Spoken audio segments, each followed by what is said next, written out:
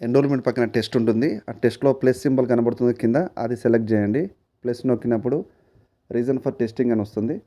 అక్కడ diagnosis of TB and next ప్రీడేమ్ cough fever ఏదైనా ఒకటి సెలెక్ట్ చేయండి.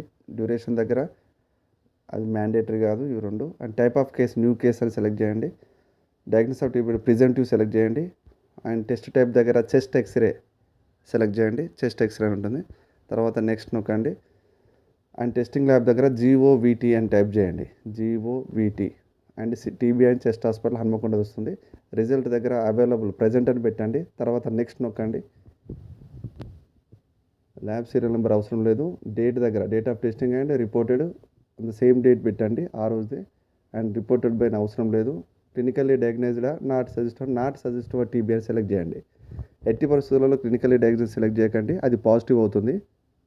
సో రీమార్క్స్లో ఏం అవసరం లేదు. తర్వాత యాడ్ టెస్ట్